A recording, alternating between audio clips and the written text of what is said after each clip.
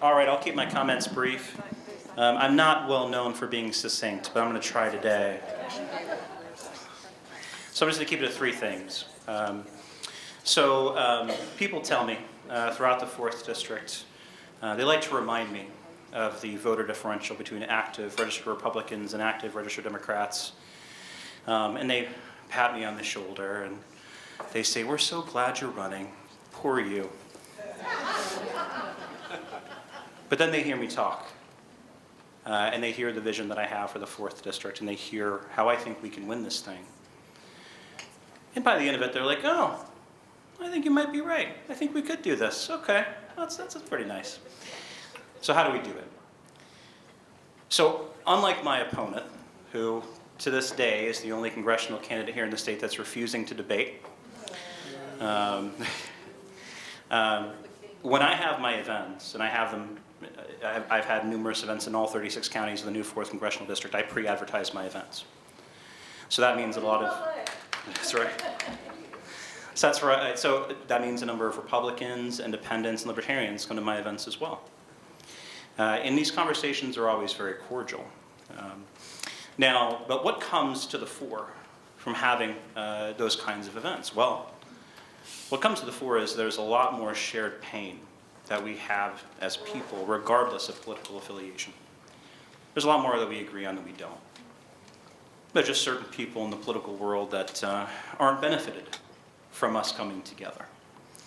So look, those three issues that come up over and over and over again in the 4th Congressional District that defy political boundary are reproductive rights, public education, and carbon capture pipelines.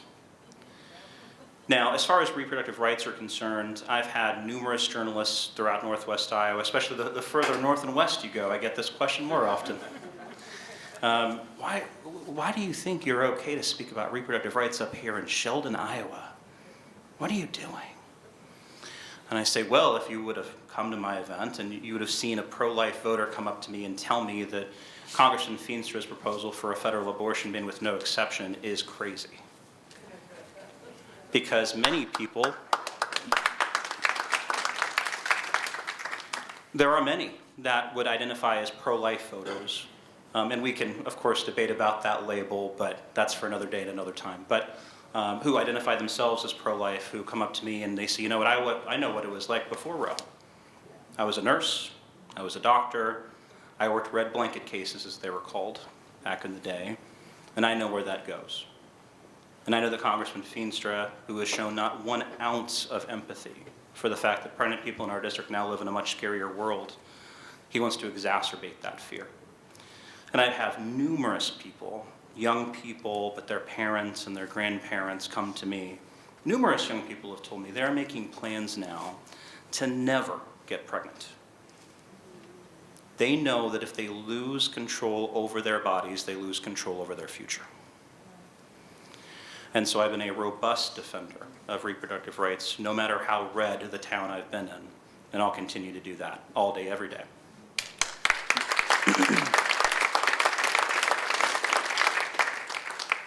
And so there's this political wonk class that likes to tell us that young people don't vote because they don't care. That's not what I'm seeing. Young people tend not to vote because they don't think that politicians care about them. But this issue, as far as reproductive rights, is existential for them, and understandably so. And I've been to a number of reproductive rights events where they've been well attended, and about 85% of them are young people. They really are relying on us to fight the good fight for them. Public education comes up over and over again in our district as well. I mean, Governor Reynolds has been attacking public education and wants to pull public money out of public schools to fund private school vouchers.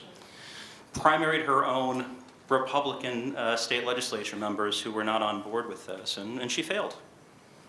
All throughout the district, no matter party affiliation, Iowans know what happens to your community when you lose your school. This community is not going to be a thriving community for much longer if that happens. Beyond that, I'm endorsed by the NEA, and I've spoken quite a bit with the ISEA. And public education in this state, I've had numerous teachers tell me that they've never seen a more bleak situation for public education than they've seen now. was talking to Lisa Banks, president of the Sioux City branch of the ISEA, and she told me that they have employees not close to retirement age with another job not lined up who are quitting midweek because they're feeling such a lack of support and they're feeling so overworked and so overwhelmed right now. They posted 4 job openings up there in Sioux City for 4 art education jobs. They got 4 total applicants. 4 for 4 openings. And she said just maybe a decade ago you'd see 50 applicants for those 4. It's a really scary time, a really alarming time when it comes to public education, and regardless of party affiliation, people on the ground know it. So, and the third thing is carbon capture pipelines.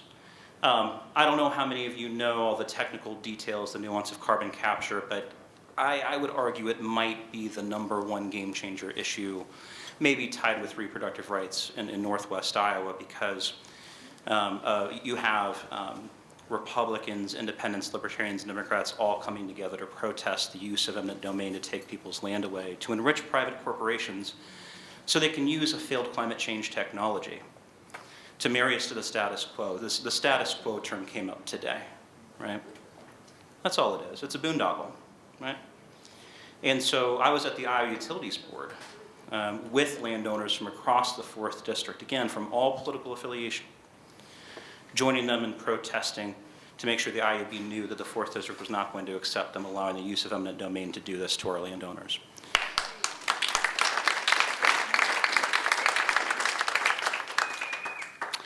I have had Steve King voters, and I certainly am nothing like Steve King. Thank God. Yeah, yes. I thank God for that every day. I've had numerous Steve King voters come up to me and say they're going to vote for me because of my stance against eminent domain in the carbon capture space. And a lot of it comes down to the fact that my opponent, Randy Feenstra, is owned. He's a corporate puppet. Yet again, just last night when the Q3 FEC results came out, they bragged about their war chest, which is mostly just corporate money when you look at it, including a lot of money from these carbon capture companies and Bruce Rostetter. And so as I like to tell them, that's nothing to brag about. I don't think you're reading the room very well when you're bragging in Northwest Iowa, in the 4th Congressional District, about the money you're getting from carbon capture companies. You're not reading the room very well.